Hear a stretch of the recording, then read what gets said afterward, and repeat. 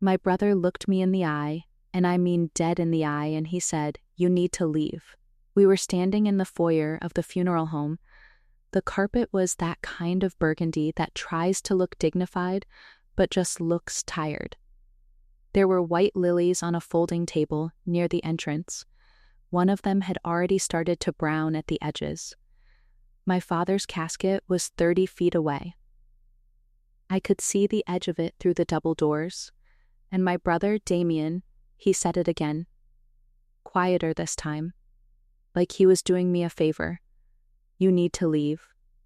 Dad would have wanted it this way. I remember the exact smell of that room, furniture polish, old flowers, that weird, sweet synthetic air freshener that funeral homes use to cover everything else up. I remember it because I stood there for what felt like a full minute, not breathing, just holding still. Like if I stayed still enough, the moment would pass. It didn't pass. I'm Nadia. And my father, our father, had just died 3 days before this. And the man currently escorting me out of my own father's funeral was my older brother, the executor of the estate, the one my dad had called the responsible one for 32 years. But here's the thing that I didn't know yet, the thing that would take me 6 more weeks to understand fully. The pastor standing at that lectern had already read a letter, a private letter, written in my father's handwriting, a letter that Damien had given him. And nobody, not me, not my Aunt Berenice, not my cousins who'd flown in from out of town, nobody had seen what was inside it. Nobody except Damien. I'm going to tell you what happened. All of it. The parts I'm not proud of, too, because honestly, if I leave those out, you won't understand how any of this was even possible. And I need you to understand, because what my brother did, it wasn't just cruel, it was calculated. It had been calculated for years. And I was the last one to see it coming. My father's name was Raymond. Raymond Osei-Bonsu. He came to the United States from Ghana in 1987 with 2 suitcases, a civil engineering degree from NUST, and about $400 he'd borrowed from 3 different uncles. He was not a warm man. I want to be honest about that. He was the kind of father who expressed love through critique, who would watch you do something and immediately tell you the 2 things you'd done wrong before mentioning the 18 things you'd done right. He had this way of sighing before he gave a compliment, like the compliment physically pained him. But he worked. God, did he work. He worked 2 jobs for 11 years. He studied for his American licensing exams at the kitchen table every night after dinner, with his reading glasses on and a yellow legal pad full of notes in his small, precise handwriting. I used to fall asleep on the couch watching him study. I was maybe 6 or 7. The scratch of his pencil was what I heard when I drifted off. By the time I was in high school, he had his own small engineering firm, 5 employees, nothing enormous, but it was his. He'd built it from his own hands and his 2 borrowed suitcases and his refusal to quit. He also owned a duplex in Decatur, a modest investment account, and the family home, a 4-bedroom house in a suburb south of Atlanta that he'd paid off in full by the time he turned 60. That house. I need you to understand what that house meant to all of us, to our family, to the cousins who visited from overseas, to the aunts who'd stay for weeks during the summer.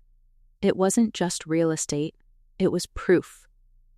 Proof that Raymond Osei-Bonsu had made it. Proof that everything he'd sacrificed was worth something. There were 3 of us. Damien was the oldest, 40 now, but he's been acting like a 40-year-old man since he was about 14. He was the one who stayed close to home, got his IMBA from Georgia State, went into corporate finance, married early, had 2 kids, bought a house 3 miles from our parents. He was always the one our father pointed to when he talked about the future of the family. Damien understands responsibility, he used to say. And he did. I'll give him that. He understood it perfectly. He also understood that being the responsible one came with certain privileges. Then there was Marcus. Younger than me by 4 years. The family's nervous system, the peacekeeper, the one who called everyone on birthdays, who organized the Christmas dinners, who noticed when things were going sideways and tried to quietly smooth them over. Marcus lives in Charlotte now, works in physical therapy. He's the one who called me when Dad went into the hospital. And then there's me, Nadia, the middle child, the one who left. I went to college in California, got a degree in communications, stayed on the West Coast for years working in nonprofit marketing, which, if you know anything about nonprofit marketing, means you are perpetually, slightly broke, and very passionate about things that don't pay well.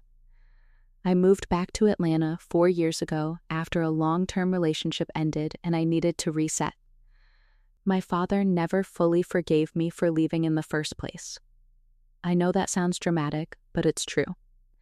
In his mind, in the very Ghanaian, very specific worldview my father operated from, children who moved far from home were children who were running from something, who didn't value family, who were selfish.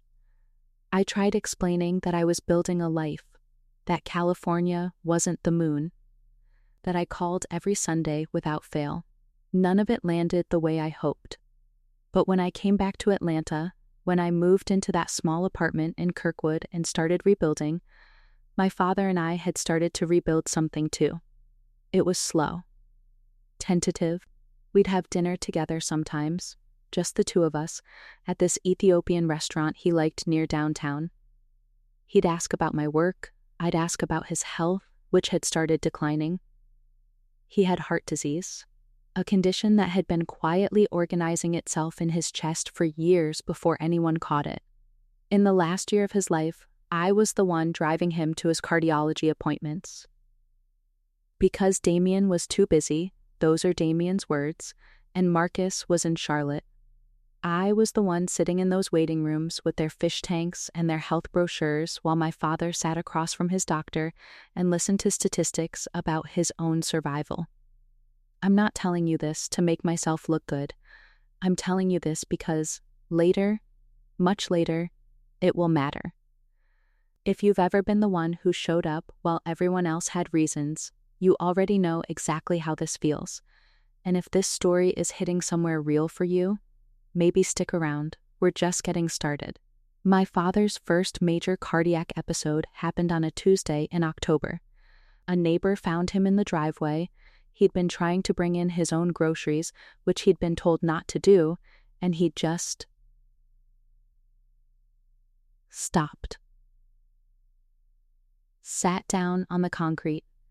I got the call at work. I left my desk with my coat half on. He was in the hospital for 9 days that first time.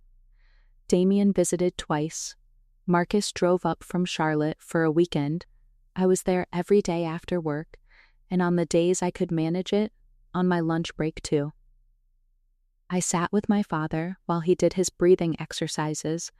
I learned the names of all his nurses.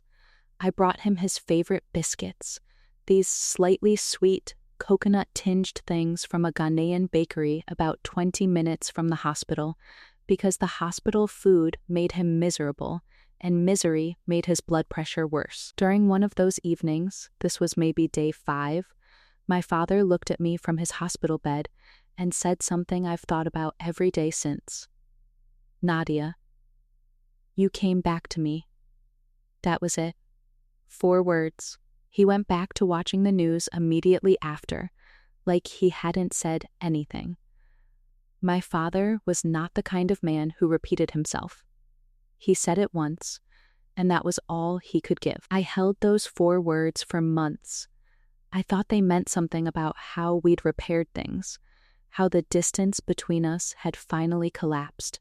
I should have asked more questions.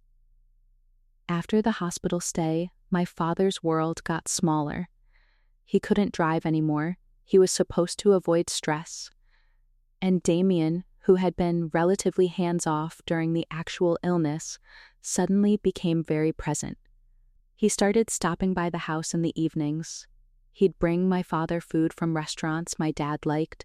He'd sit with him and watch football. He'd started handling Dad's bills just to take some pressure off him, he said, and then his mail, and then slowly, gradually, the administrative details of the engineering firm, which was still technically operating even though my father had stepped back from day-to-day work. I noticed it. Of course I noticed it. But I told myself it was good. I told myself that Damien was finally stepping up, that this was what families did when a parent got sick, that I should be grateful, not suspicious. That was my first mistake. Not the last, but the first. The thing about my brother is that he's smart in a particular way. The kind of smart that never announces itself. He doesn't perform intelligence. He doesn't make speeches. He moves quietly and he builds things slowly, and by the time you realize what he's constructed, you're already inside it. He started talking to my father about legacy, about what it meant to protect what he'd built, about the importance of having the right structures in place. These were not unusual conversations. My father thought about legacy constantly, especially after his heart scare, but the timing and the specificity of them, I would learn later, was deliberate. And somewhere in those conversations, in those quiet Tuesday evenings with the football game on and my father tired from his medication, somewhere in there, Damien had started making suggestions. I didn't know that yet. None of us did. Not Marcus, not our aunts, nobody. My father died on a Saturday morning in February, 8 months after his first hospitalization, his second cardiac event. He was found by Damien, who had been checking on him, who had, in fact, been given a key to the house. That key. That quiet little detail. When did Damien get a key to my father's house? I'd never had one. Marcus didn't have one. Our mother, who'd been divorced from my father for 15 years but who still cared about him, who still called him on his birthday, she didn't have one either. Just Damien. I didn't think about that detail until much later. Right then, all I knew was that my father was gone, and I needed to get to the house, and my brother was the one who'd called me. And his voice, when he called, I keep coming back to this, his voice was so calm, so measured, not the voice of a man who'd just found his father dead, the voice of someone who'd had time to think. Be honest with me. Have you ever had a moment like this, where something felt wrong, but you couldn't name it yet? Drop it in the comments. I read every single one. In the 3 days between my father's death and his funeral, Damien moved fast. He handled everything. Chose the funeral home, selected the casket. Coordinated with the church, my father's church, Emmanuel Baptist, the one he'd attended for 22 years. He arranged the obituary, the programs, the flowers. He reached out to family overseas. He organized the repast. And all of this, every single piece of it, he did without consulting me or Marcus. He'd call us with updates. Announcements, basically. Not questions, not discussions, announcements. The service will be at 2 o'clock Saturday. I've selected a mahogany casket. Dad would have preferred that. The pastor has been briefed. I remember reading that text message and feeling a flicker of something. Not alarm, exactly. More like discomfort. Like the way you feel when a sentence doesn't quite scan. I figured he meant the pastor had been given information for the eulogy. Names, dates, notable achievements, the normal things. I figured wrong. On the morning of the funeral, I got dressed in my apartment. I wore a black dress I'd bought specifically for this, a simple one, knee length, my mother's pearl earrings. I drove to Emmanuel Baptist and arrived 25 minutes early. because I'd wanted to have a moment in the sanctuary before anyone else arrived. My brother was already there. He was standing near the entrance talking to the pastor, Pastor Gerald Watkins, who'd known my family for years, who'd baptized me when I was 9, and when I walked in, both of them stopped talking. Just for a second, Pastor Watkins looked at me with an expression I didn't recognize. Not unkind, something more complicated than that. And then he smiled the careful smile of a man who is holding something and trying not to let it show. Damien's face was blank, controlled, the way it always is when Damien is thinking hard. "Hey," he said, "you're early."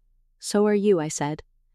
He nodded like I'd said something unremarkable, and then he turned back to Pastor Watkins, and the conversation shifted to logistics, and I went and found a seat near the front. My hands were cold. I remember that. The sanctuary was warm, it was February, but the heating was working fine, and my hands were cold anyway. The church filled up slowly. Extended family, church members, colleagues from my father's firm, neighbors. Marcus arrived with his girlfriend, looking exhausted from the drive. My Aunt Berenice, my father's sister, who'd flown in from London, came in with her daughter and immediately found me and held my face in her hands without saying anything. About 10 minutes before the service started, Damien appeared at my elbow. He crouched down beside the pew, lowered his voice. "Can I talk to you for a second, outside?" I followed him into the foyer, the burgundy carpet, the browning lilies. "I need you to understand something," he said. Dad made some decisions before he passed, about the service, about a few things, and I've been honoring those decisions. What decisions? There's a letter. Dad wrote a letter for Pastor Watkins to read during the service. He paused. "It's private, Nadia, Dad's words. I'm not going to override that." I stood there. The organ had started playing softly through the closed sanctuary doors. "Okay," I said. "So what are you telling me?" He looked at me the way you look at someone when you're delivering bad news and trying to seem neutral about it. "I'm telling you because I think it's better that you hear it from me first." "Hear what?" He opened his mouth, and then, "I still don't fully understand this." He closed it again, looked at the floor, then back at me. "I think you should just listen to the service," he said. "It'll make more sense when you hear it all together." I felt something shift in my stomach, something heavy and slow, like a stone dropping to the bottom of cold water. "Damien, what is in that letter?" He shook his head. And then, very quietly, very deliberately, he said, "Nadia, I need you to leave."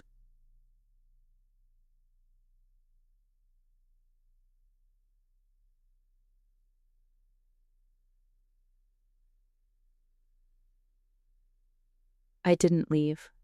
Not immediately. I stood in that foyer and I looked at my brother, this man I'd grown up with, who I'd shared a backseat with on every family road trip, who used to make me laugh so hard at dinner I'd snort milk through my nose, and I waited for him to blink, to crack, to say I'm joking or I'm sorry or literally anything else. He didn't blink. He just waited. Patient. Certain. And that certainty, the absolute, unshakable calm of a man who already knew exactly how this was going to go, that was when I understood that whatever was about to happen had been planned for a very long time. I just didn't know what it was yet. I stayed. I sat down. I listened. I went back inside. I know that's probably not what you expected. But here's the thing. When your brother tells you to leave your father's funeral and your father's casket is 30 feet away and the organ is playing and your Aunt Berenice is already in a pew crying into a white handkerchief, you don't just turn around and walk out. You can't. The grief is heavier than the humiliation. At least, in that moment it is. So I went back inside. I sat in the third pew on the left. Marcus was already there. He looked at me when I sat down, and I could see from his face that he didn't know what Damien had just said to me. He put his hand over mine and squeezed once, and then we both faced forward. Damien sat in the front pew with his wife, Claudette, with his 2 kids. The family row. I had not been invited to sit in the family row. Now. I need to slow down here. Because what happened during that service is something I've tried to reconstruct very carefully in the months since, and I want to be precise about it. Because the details matter. The service started normally. Hymns. Opening prayer, Pastor Watkins talking about my father's life, his faith, his work ethic, his love for his children, standard things, good things, honestly, true things. And then, about 20 minutes in, Pastor Watkins paused. He looked down at a folded piece of paper on the lectern. He cleared his throat once. Raymond left us something, he said, a few words he wanted shared with his family and his church. I'll read them now. I straightened in my pew. Marcus shifted beside me. I heard Berenice stop moving in the row behind us. And Pastor Watkins started reading. I'm not going to recite the whole thing, partly because I didn't have a copy, I was not given a copy, and partly because the parts I can recite from memory are the parts that are still difficult to say out loud. But the structure of it went something like this. My father expressed gratitude for his life, for his faith, for the country that had allowed him to build something. He spoke about his children. He talked about Damien first. He used words like steadfast and present and the one who never left my side. He talked about Damien's family, the grandchildren my father loved, the Sunday dinners. He talked about Marcus. He called him the heart of the family. He said Marcus had a gift for making people feel safe, and that was a rare thing in this world. And then he talked about me. He said he had always loved me. He said that part clearly. He said I was spirited and intelligent and that I had a fire in me he'd always admired even when it frustrated him. And then he said, and these are words close enough to exact that I've turned them over in my hands every single day since, Nadia chose a different path. I have come to understand that path was hers to choose. But the sacrifices made for this family, the ones that kept this house and this name intact, were not made equally. And in my final arrangements, I have tried to reflect that truth honestly. The sanctuary was very quiet. I heard my own heartbeat. I heard the air conditioning unit kick on somewhere above the ceiling.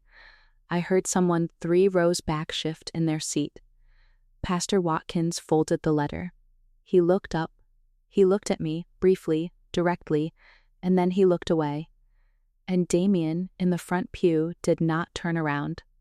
He sat perfectly still, hands folded, head slightly bowed, like a man in prayer, like a man who had already won. I need to ask you something, and I genuinely want to know. If you were sitting in that pew, what would you have done? Would you have walked out? Stayed quiet? Because I've asked myself this question 100 times. Tell me in the comments. After the service, we went to Berenice's eldest daughter's house for the repast. There was jollof rice and fried plantain and 2 different kinds of stew and a table full of condolence cards. The house smelled like palm oil and grief, and people kept coming up to me and touching my arm and saying things like, "He's at peace," and "You were such a good daughter," and I kept nodding, kept holding a plate of food I wasn't eating, kept moving through the rooms like I was watching myself from. Somewhere slightly above, Marcus found me in the hallway outside the bathroom. He had the look on his face of someone who had been trying to work out a math problem in their head and kept getting the wrong answer. "What did he mean?" Marcus said, quietly. In the letter, what did Dad mean the sacrifices weren't made equally? I think, I said slowly, that Dad changed his will. Marcus was quiet for a moment. By how much? I don't know yet. And I didn't. Not specifically. But the shape of it, the outline, was becoming clear. My father had died. There was an estate. The estate included the house, the duplex, the investment account, the residual assets of the engineering firm, and somewhere in the months before his death, Damien had been there, quiet and steady, repositioning himself. And I had been driving my father to cardiology appointments, bringing him coconut biscuits, sitting in fish tank waiting rooms, and believing that love was its own form of currency. It is not. Love is not a legal document. And my father, for all his warmth toward me in those final months, had been having an entirely different set of conversations with Damien. Conversations about structures, about protection, about legacy. And somewhere in there, a will had been revised. I waited 4 days after the funeral before I did anything. 4 days of sitting in my apartment in Kirkwood with the curtains half open, eating toast I didn't taste, sleeping in 2-hour stretches, watching the light move across the ceiling. On the 5th day, I called my father's attorney, a man named Gerald Fitch, who'd handled my father's legal affairs for almost 15 years. I knew the name because it appeared on the few documents of my father's I'd seen over the years, the deed to the house, the papers from when he'd incorporated the firm. His assistant answered. I gave my name and said I was Raymond Osei-Bonsu's daughter, calling about his estate. There was a pause that lasted slightly too long. Miss Osei-Bonsu, she said, Mr. Fitch will need to reach out to you directly. Can I confirm your contact information? She confirmed my number. She did not say when Mr. Fitch would call. She said as soon as possible in the tone people use when they mean not today. He called 2 days later. The call lasted 11 minutes. I know because I have the phone record. Gerald Fitch was professional and careful and spoke with the particular gentleness of a man delivering news he's delivered before. He told me that my father's will had been revised, that the revision had taken place approximately 7 months prior to his death, which was, I noted with the part of my brain that was still doing arithmetic, about 6 weeks after his first cardiac episode, about 3 weeks after Damien had started stopping by the house in the evenings. He told me that under the revised terms, Damien had been named sole executor and primary beneficiary of the estate, that the family home had been transferred directly to Damien, that the duplex had been placed into an LLC that Damien controlled, that the investment account, which my father had built over 30 years and which contained, Fitch confirmed quietly, a little over $240,000 had been designated to Damien as well. Marcus and I had each been left $20,000.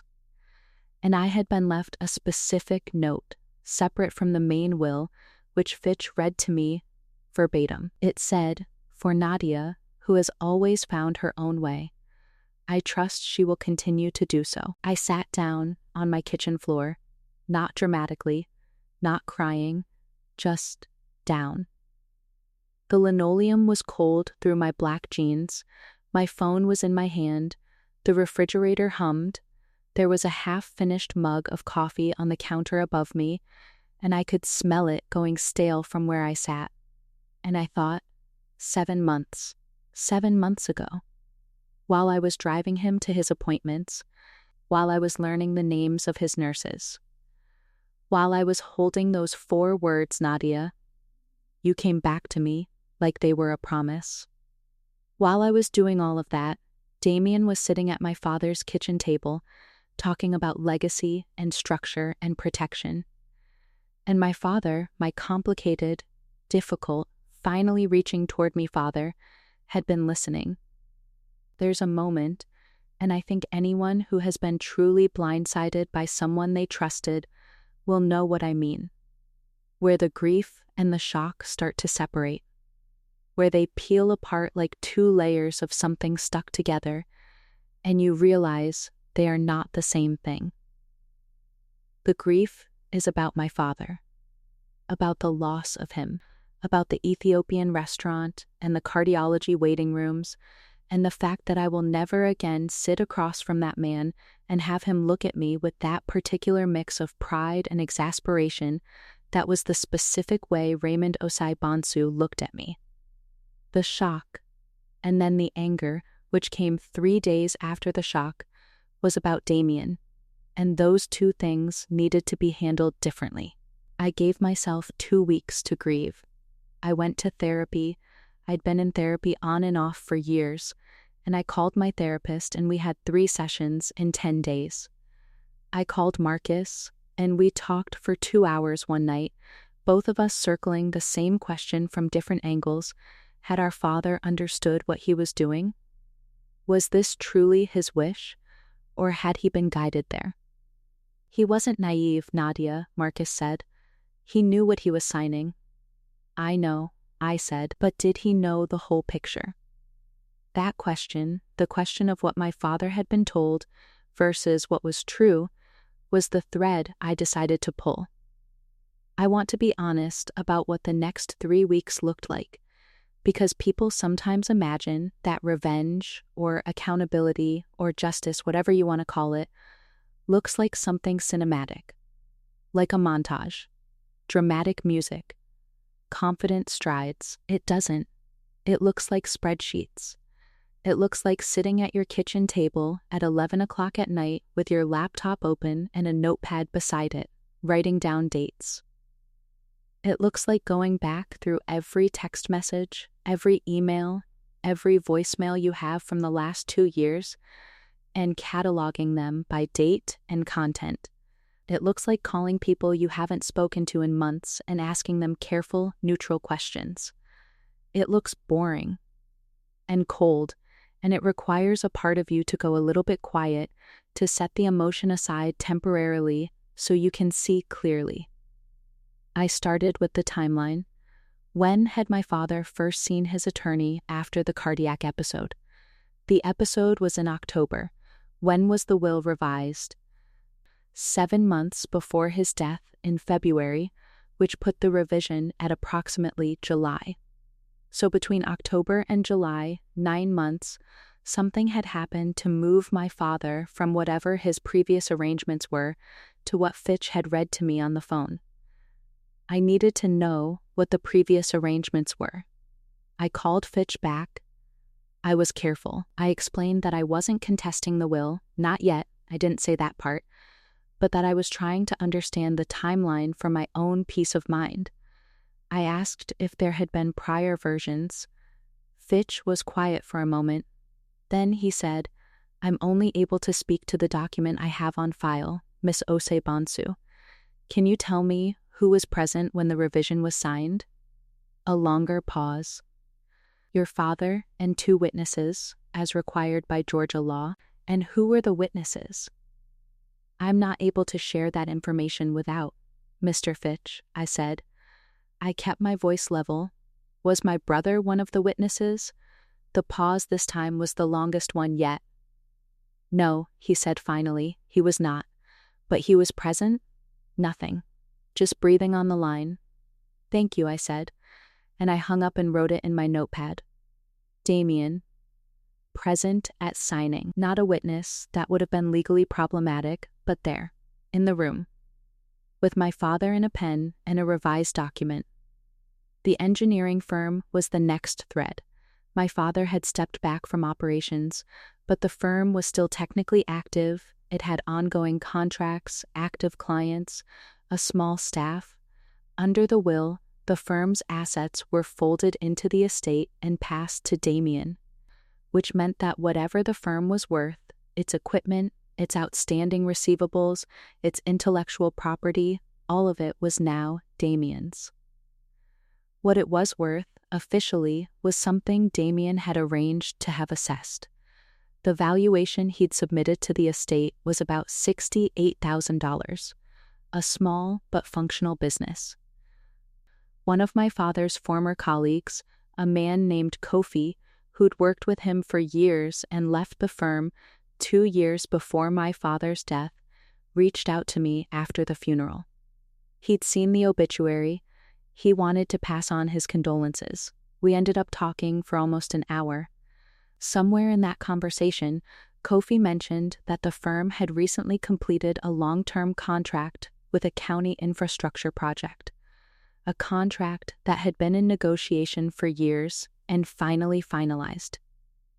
"Your dad was so proud of that," Kofi said. "That was a big one. I think it was worth almost $300,000 when all was said and done." I wrote that number down, 300,000, finalized, per Kofi, about 8 months before my father's death. And the firm's official valuation submitted to the estate was $68,000. Now, I'm not an attorney, I'm not an accountant, and I know that business valuations are complicated, there are methodologies, there are variables, receivables don't always equal value, all of that. But I am a woman with a notepad and a question. Where had that contract's revenue gone, and why was the firm worth $68,000 on paper when it had collected something closer to $300,000 in recent income? I needed someone who could answer that question in a language courts would understand. Her name was Patricia Mensah. She was a forensic accountant, a CPA who specialized in estate disputes and financial irregularity cases. She had been recommended to me by a friend of a friend, someone who'd gone through a disputed estate a few years prior and called Patricia the most methodical person I've ever encountered. I called her on a Thursday. We met at her office the following Monday morning. Her office was on the 14th floor of a building downtown, and it was aggressively neat. Everything on the desk at right angles, files color-coded, a single plant in the corner that looked like it had been purchased specifically because it was the least distracting plant available. I sat across from her and told her what I knew, the revised will, the timeline, the firm's valuation, the county contract Kofi had mentioned. She listened without interrupting. She took notes. When I was done, she looked at her notepad for a moment and then looked at me. "Do you have access to any of your father's financial records?" she asked. "Bank statements, firm invoices, tax returns?" "No," I said. "Damien has all of that. He's the executor." She nodded like this was exactly what she'd expected. "Have you filed a formal challenge to the estate?" "Not yet. I wanted to understand what I was looking at before I did anything." She nodded again, wrote something. Then she said, very calmly, "That was smart. Filing before you have documentation gives the other side time to prepare. Building the picture first is the right sequence." I exhaled for what felt like the first time in 2 weeks. "What do we do first?" I asked. "First," she said, "we formally request the estate documents from the executor. As a beneficiary, you're legally entitled to an accounting. Damien is required to provide it. And if he doesn't?" Patricia uncapped her pen and looked at me with the calm energy of someone who has had this exact conversation many times before and has never lost. "Then that itself becomes evidence," she said. Patricia sent the formal accounting request through her office, a legal letter, properly formatted, citing Georgia probate code. It went to Damien and to Fitch. Damien called me the same day it arrived. This was the first time we'd spoken since the funeral. I let it ring twice before I picked up. I had told myself before the call that I would be neutral, that I would listen more than I spoke, that I would not let him hear anything in my voice that told him how far along I already was. "What is this?" he said, not angry. Controlled, the voice of someone who is deciding in real time how to handle an unexpected development. "It's a standard accounting request," I said. "I'm a beneficiary. I'm entitled to see the estate documentation." Nadia. "Dad's will is clear. You got your share." "I know what the will says," I said. "I'd like to see the supporting financials." A pause. "This is going to make things very complicated.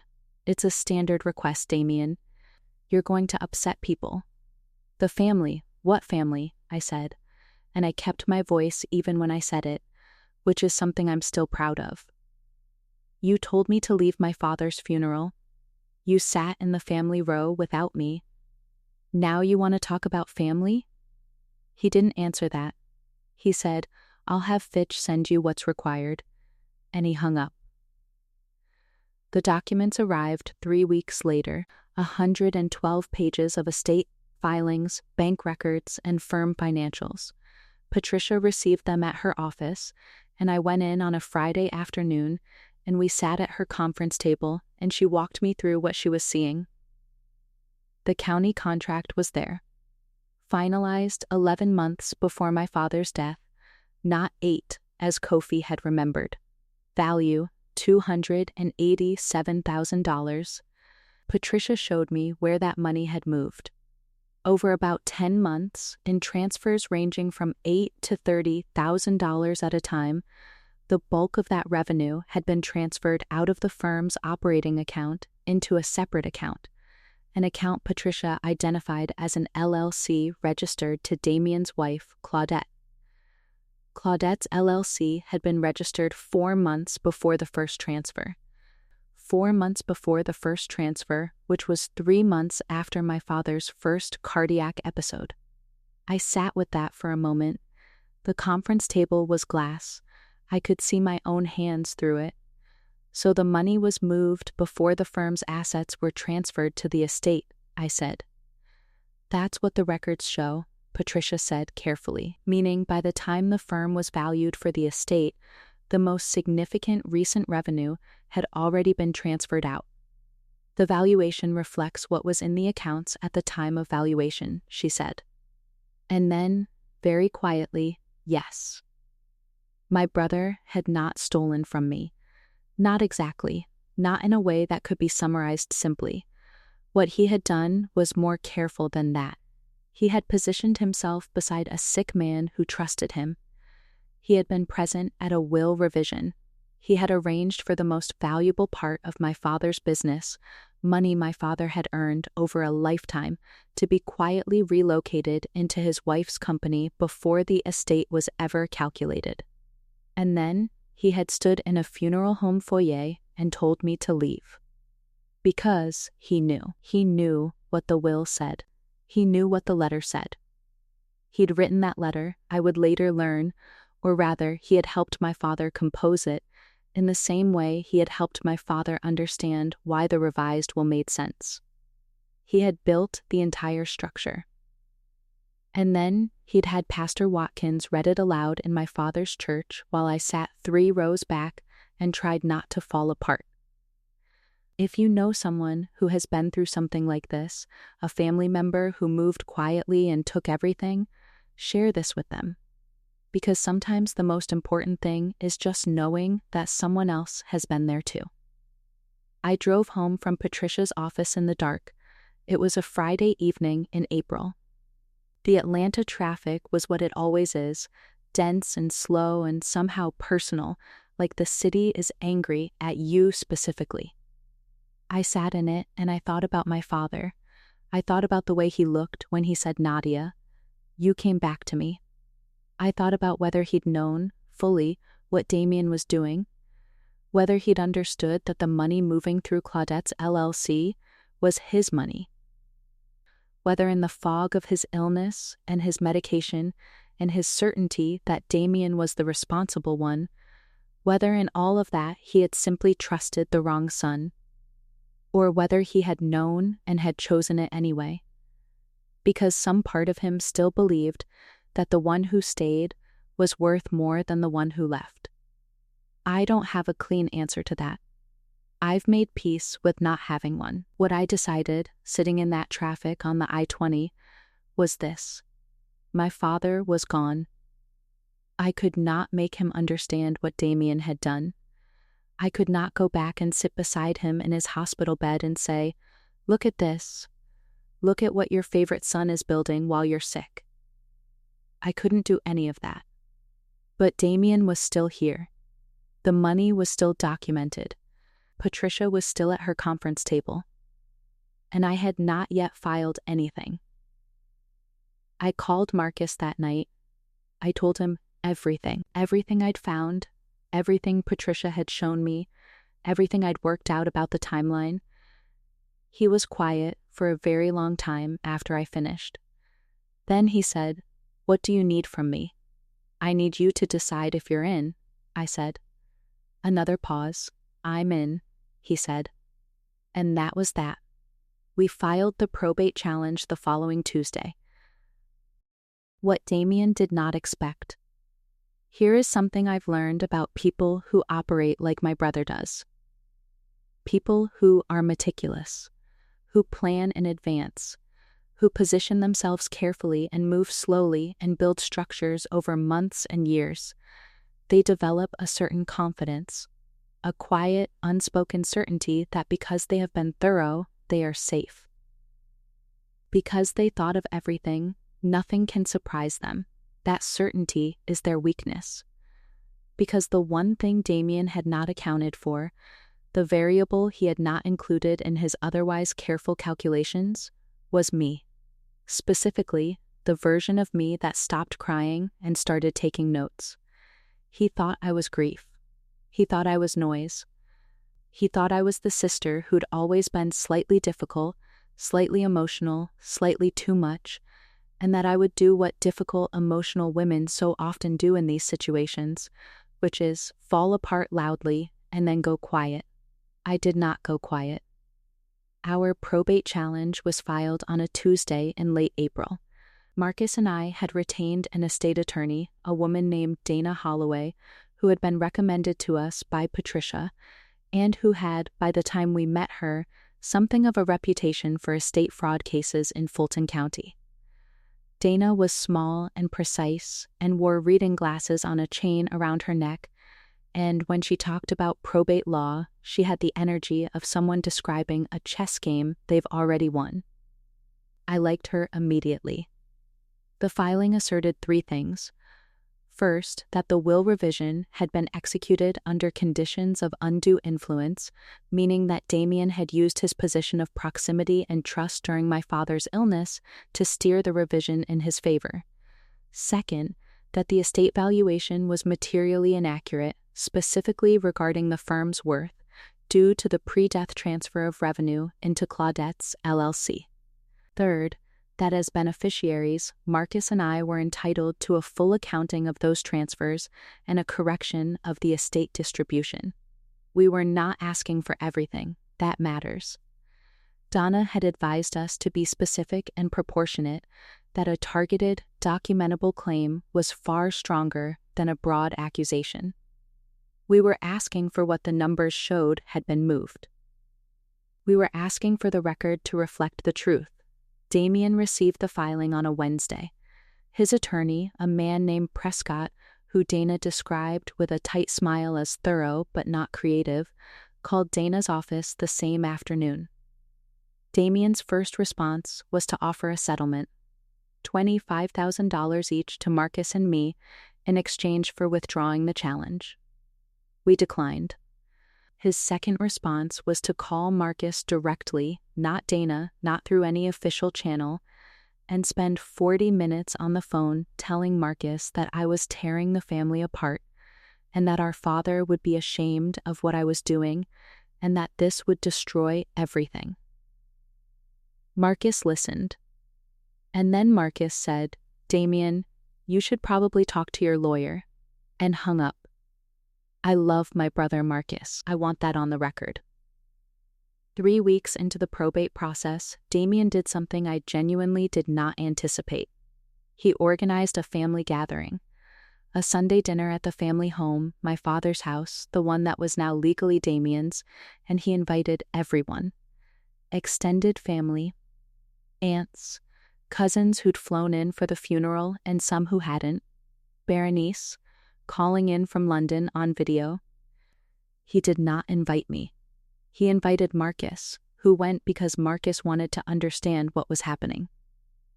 What Marcus described to me afterward, and he called me from the parking lot the moment he left, still sitting in his car, was something between a family tribunal and a performance.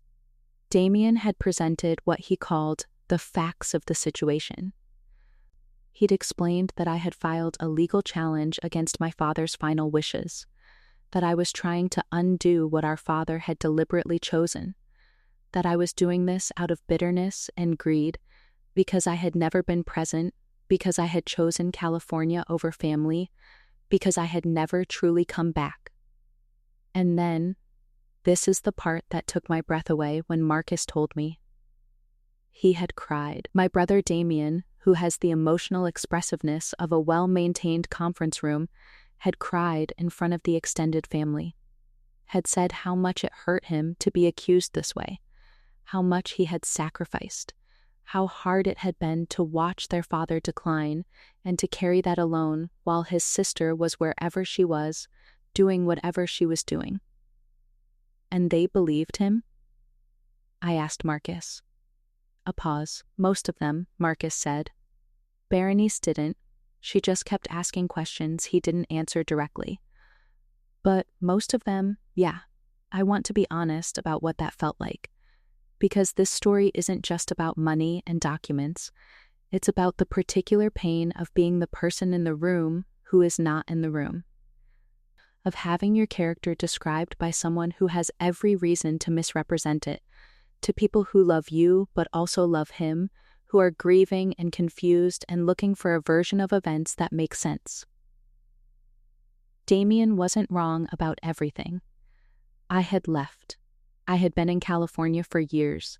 I had missed things not out of malice, but the miles are real and the distance had cost us all something. He took that truth and he bent it. He used the parts of my history that were complicated to construct a narrative where my absence was permanent and his presence was sacrifice. It was effective. I'll give him that. It was very effective. What he did not know, what none of them knew yet, was what Patricia had been doing for the past 5 weeks. And what was about to come out of it. Patricia called me on a Thursday morning. I was at my desk at work pretending to review a campaign report. I stepped into the stairwell to take the call. I found something, she said. No preamble. Patricia does not do preamble. Tell me. The LLC registered to Claudette. I've been tracking its activity since the documents came in. I requested supplemental filings through the probate process, which Dana authorized. A pause. The LLC received transfers from the firm totaling approximately $260,000 over 10 months. That part we already knew, but what I didn't see until I got the supplemental filings, there was a second LLC, registered 18 months ago, registered not to Claudette, registered to Damien directly. I said nothing. The second LLC received 2 transfers from the estate account. After your father's death, after Damien was named executor, totaling, across both transfers, just under $90,000. The stairwell was very quiet. Someone 2 floors above me pushed through a fire door and let it close behind them. He transferred estate funds to his own company, I said slowly, while acting as executor. The transfers are documented, Patricia said. The LLC is documented. The timing after he became executor before any distribution to beneficiaries is documented. Patricia: yes, is that legal? No, she said, simply, flatly, it is not. There's a word for what an executor does when they transfer estate assets to themselves without court approval and without beneficiary consent. The word is embezzlement. And it carries in the state of Georgia both civil and criminal implications. I called Dana from the stairwell. She was in a meeting and her assistant put me through anyway when I said it was urgent. I told her what Patricia had found. I could hear Dana writing while I talked. When I finished, she said, "Okay, this changes the shape of what we're doing. How much?" "Significantly," she said. "Send me Patricia's documentation by end of day. And Nadia, don't call Damien. Don't contact him at all. Let me handle the next step." I went back to my desk. I sat down. I looked at my computer screen. and I did not see a single thing on it. I thought about my father at that kitchen table with his legal pad and his reading glasses. I thought about what he had built and for whom he'd believed he was building it. And I thought, he deserved better than this. He deserved better from all of us, maybe. But what was happening to his estate, the quiet looting of everything he'd spent his life constructing, that was not grief, and it was not family complexity, and it was not something I was going to let stand, because it made the dinner conversations easier. Dana filed the amended complaint on a Monday. By Wednesday, Damien's attorney had requested an emergency meeting. By Friday, Damien had fired his attorney and hired a new one. The new attorney called Dana within 48 hours and reopened settlement discussions. The number had changed. The offer was no longer $25,000. It was $120,000 each. Dana told me. I asked her what she thought. She said, "I think they're scared. And I think we're not done finding things." We declined again. 2 weeks later, the Fulton County Probate Court scheduled a formal hearing, both parties present, both attorneys present, Patricia as our financial expert, all documentation submitted into evidence. And this is the part that I want you to understand, because it mattered more than I expected it to. Damien had told the family that the hearing was a formality, that it would be dismissed, that I had no case and this was all going to be over soon. He had told Claudette that. He had told several of the aunts that. He had, from what I heard afterward, spent the weeks before the hearing performing calm, reassuring everyone around him, acting like a man who was inconvenienced, not afraid. That performance, right up until the morning of the hearing. That's the thing about hubris. It doesn't look like arrogance from the inside. From the inside, it looks like certainty. And certainty, for a man like Damien, was indistinguishable from safety. He walked into that courtroom in a charcoal suit. He sat at his table. His new attorney was beside him. And Damien looked across the room at me with an expression that I can only describe as pitying. Like he was still, even then, even in that room, with all those documents, doing me a favor by letting this proceed as far as it had. I want to pause here for 1 second, because if this story is hitting you the way I think it might be, you probably know someone who needs to hear it. Someone dealing with a family situation they can't quite name yet. Share this with them. Sometimes the most important thing is just knowing the pattern has a name. I'm not going to give you a legal procedural breakdown of what happened in that courtroom. That's not the point. What I'll tell you is the texture of it, the specific details that I have not been able to shake. Patricia testified for 40 minutes. She was the most composed person in the room. She walked through the timeline, the transfers, the LLC registrations, the pre-death movement of firm revenue, the post-death transfers from the estate account. She used a projected display. She used a laser pointer. She spoke without notes. Damien's attorney cross-examined her for 25 minutes and did not land a single clean hit. Patricia had a documented source for every number she cited. Every question he asked, she answered by citing the specific document, the specific date, the specific account number. I watched Damien's face during Patricia's testimony. I watched it the whole time. It was the first time I had ever seen my brother look like he didn't know what came next. Not afraid, exactly. Not yet. Something earlier than fear. Something like the moment when a man who has been walking confidently realizes he cannot see the floor. Dana presented the undue influence argument second. She walked through the timeline of the will revision, the cardiac episode, the weeks that followed, Damien's increased presence at the house, his role in managing the finances, his presence at the signing. She presented testimony from two of my father's former colleagues, including Kofi, who described conversations with my father in which he'd expressed surprise at some of the financial decisions being made and uncertainty about aspects of the firm he'd previously had full oversight of. She presented something else, something I had not known was coming. She presented a voicemail. Dated 6 months before my father's death. Left by my father on the phone of his friend and former colleague Dr. Emmanuel Asante, a man who had known my father for 30 years and who had, at Dana's request, preserved it. In the voicemail, my father's voice, tired, quieter than I remembered it, the voice of a man who was ill, said, "Emmanuel, I need to talk to you. Damien keeps telling me things I don't fully understand about the firm. I think I may have signed something I shouldn't have. Call me back." That was it. 43 seconds.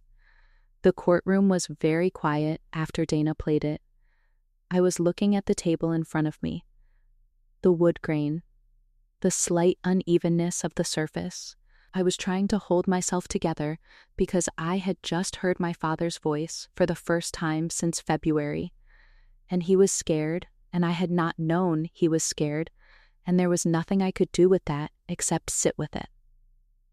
I heard Berenice, who had flown in from London for the hearing, exhale sharply somewhere behind me. I did not look at Damien. I didn't need to. Damien's attorney requested a recess. The judge granted 15 minutes. What happened in those 15 minutes, I only know from what Dana told me after. Damien and his attorney went into a side hallway. Claudette was in the gallery, and she went with them. The conversation was, from Dana's account, not calm. When they came back in, Damien's attorney approached the bench and requested a continuation to pursue mediated settlement. The judge looked at our table. Dana nodded once. The continuation was granted. And in the hallway afterward, in that same functional, fluorescent-lit courthouse hallway that smelled like old coffee and floor cleaner, I saw my brother for the first time since the funeral. He was standing near the elevator. Claudette was beside him. He was looking at his phone. He looked up when I walked past. I stopped. I don't know why I stopped. I hadn't planned to. But I did. We stood about 6 feet apart. The elevator dinged. Someone else got in it. Damien looked at me with an expression I'd never seen on his face before. Not guilt. Exactly. Not remorse. Something more complicated than either of those things. Something that looked almost like grief, the kind you feel not for the person you've hurt, but for the version of yourself you thought you were. He opened his mouth. I shook my head. Just once, very slightly, and I walked past him to the elevator. What the settlement said. The mediated settlement was reached 6 weeks after the hearing. I'm not going to give you every number. Part of the settlement included a confidentiality agreement about specific figures, but I'll tell you the shape of it. The estate was recalculated. The transfers to Claudette's LLC, the $260,000 from the firm's revenue, were treated as an advance on Damien's inheritance, meaning the estate was effectively restated to include that money, and Damien's share was reduced accordingly. The $90,000 transferred from the estate account after my father's death, the transfers to Damien's own LLC, were returned in full to the estate and redistributed. Marcus and I each received a significantly revised distribution, not equal to Damien's. The will's language about who had been more present was not fully undone. The undue influence claim is difficult to prove to the standard required for complete will invalidation, and Dana had been honest with us about that from the beginning. But the financial irregularities were addressed. The numbers that could be documented were corrected. The family home remained Damien's. I want to be clear about that. My father's house, the house that was proof, the house that meant everything, that is still my brother's. That part of the will stood. I made my peace with it. or I'm still making my peace with it. Some days, it's the same thing. Berenice called me the evening after the settlement was finalized. She was still in Atlanta. She'd extended her trip. She said, "Your father would have been proud of you, Nadia, not of the fight, of the fact that you didn't walk away." I didn't know what to say to that. I thanked her. We talked for a while about my father, the real him, not the version that had been read aloud in a church or described in courtroom documents.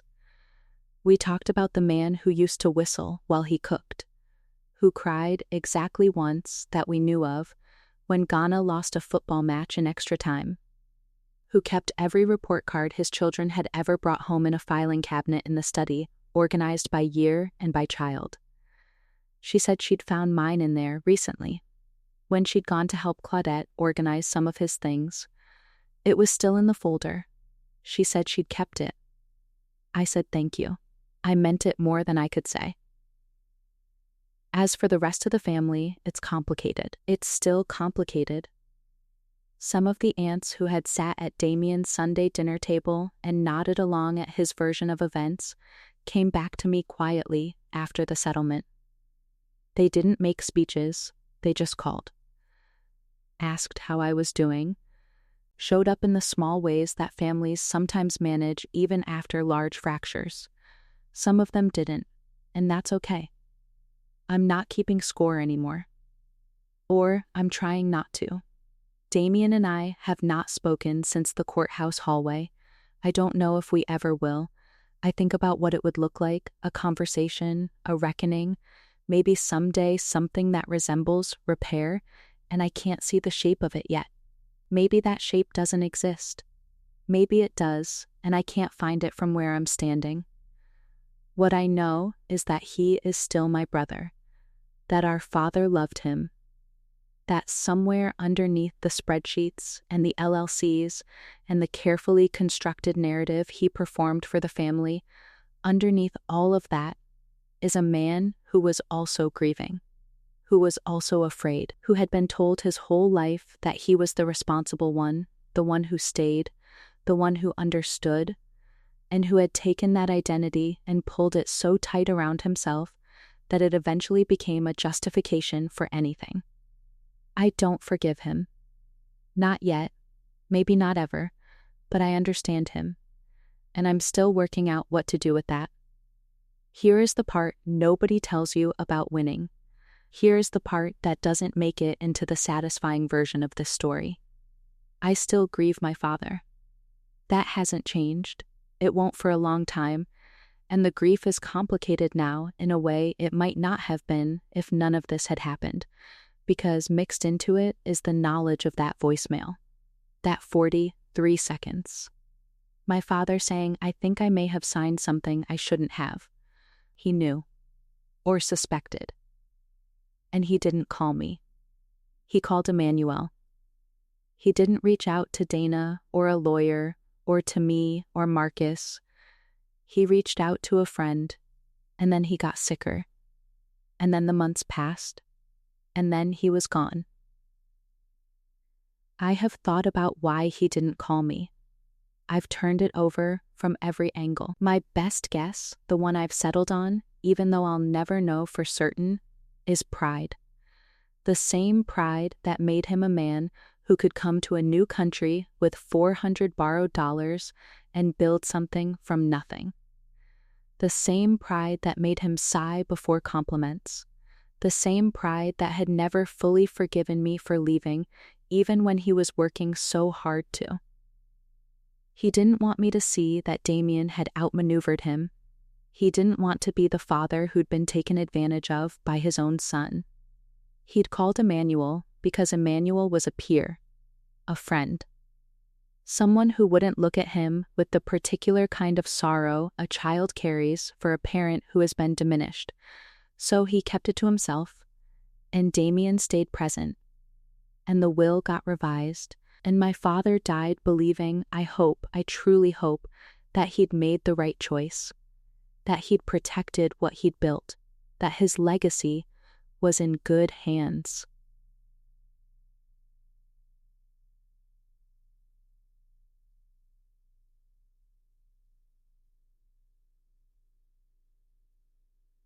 I can't give him the ending where that belief was true, but I could give him the ending where someone noticed, where someone went to court with 112 pages of documents and a forensic accountant and a 43-second voicemail and said, "This is not what he would have wanted, and we can prove it." That is what I gave him. It's not everything. It's not close to everything. But it's what I had. People ask me sometimes, usually people who've heard pieces of this story, whether I regret anything, whether there was a moment I could have changed the outcome earlier, whether, if I'd been paying closer attention, I could have caught what Damien was doing in time to stop the will from being revised at all. And the honest answer is, maybe, if I had been more suspicious earlier. If I'd thought to question the key to the house. If I hadn't been so relieved that Damien was stepping up that I didn't look closely at what he was stepping into. But here's the thing I keep coming back to, the thing that keeps me from disappearing into that spiral of retrospective what-ifs. I was driving my father to his cardiology appointments because I loved him. I was bringing him those coconut biscuits because I loved him. I was sitting in those waiting rooms and learning his nurses' names and trying to repair 20 years of complicated distance because I loved him, not because I was building a case or positioning myself or thinking about what I'd get. Damien was also there, also showing up, also present. But Damien was thinking about the will. And I don't know how to hold both of those things cleanly. I don't know how to look at my brother and separate the grief from the calculation, the real feeling from the strategy. Maybe they were both real. Maybe a person can love someone and also methodically arrange to take what they leave behind. Maybe those two things can exist in the same person at the same time without canceling each other out. I think about that more than I'd like to. I still live in Kirkwood. I'm still in nonprofit marketing, which still doesn't pay well and still matters to me. I have a small savings account that, for the first time in my adult life, has enough in it to feel like actual security. I go to therapy every other week. I call Marcus on Sunday evenings, which is something we started doing during all of this and have kept going. Patricia sent me a card after the settlement. It said, "You asked the right questions." That's harder than it sounds. I have it on my refrigerator. Last month, I drove past my father's old house. I wasn't going there on purpose. I was just moving through that part of the suburb, running an errand, and suddenly the street was familiar, and there it was. The 4-bedroom house. The maple tree in the front yard that my father had planted when I was 7. The driveway where his neighbor had found him sitting down, unable to bring in his own groceries. The lights were on inside. I sat at the stop sign at the end of the street longer than I needed to, and then I drove on. My father built that house. My father paid it off. My father stood in its kitchen and studied at its table and fed his family in its dining room. It is his, in the way that things belong to the people who pour their lives into them, regardless of what the deed says. And I am his daughter, regardless of what any letter says. Both of those things are true, and neither of them can be revised. I said at the beginning of this that I tell you the parts I'm not proud of. I want to make good on that. I stayed too long in the belief that love was enough. That showing up, quietly and without demands, would be seen and recognized and valued. That my father, in those last months, was building toward something that included me fully. That 4 words in a hospital room were a contract. I was naive. Not stupidly so, grief-adjacent naivety, the kind that comes from wanting something to be true so badly that you read every small sign as confirmation. And I left, years ago, in a way that cost my father something real. I know that. I've never not known it. I told myself for years that it was my life and my choice and he needed to accept it, and all of that is true, and it also caused damage that we were only halfway done repairing when he died. I hold that. I hold the complexity of it. I hold the fact that my father was not a villain, and neither, probably, am I, and that the mess of what happened to our family is the kind of mess that doesn't have a clean lesson attached to it. What it has, maybe, is this: pay attention to the small details, to the keys that appear without explanation, to the pauses on the phone line, to the pastor's careful expression before a service begins, to the Sunday dinners you're not invited to. Pay attention to what people are building when you're not looking, because some of them are building for you, and some of them are not, and the only way to know the difference is to stay awake, stay in it, ask the hard questions even when you're afraid of the answers. My father came here with $400 and 2 borrowed suitcases. He built a house, a firm, a name. He raised 3 children who are all, despite everything, still standing. I think he'd call that a success. Even if the math at the end was messier than he planned. I'm Nadia. And this was my family's story. Or the version of it I'm allowed to tell. If you made it this far, thank you. Genuinely. Stories like this one don't always get told because they're complicated and the endings aren't clean and the people in them are real. If this one meant something to you, I'd really love to know what you're thinking in the comments. And if you know someone going through a family situation they can't quite make sense of, share this with them. Sometimes just knowing the pattern exists is the first step.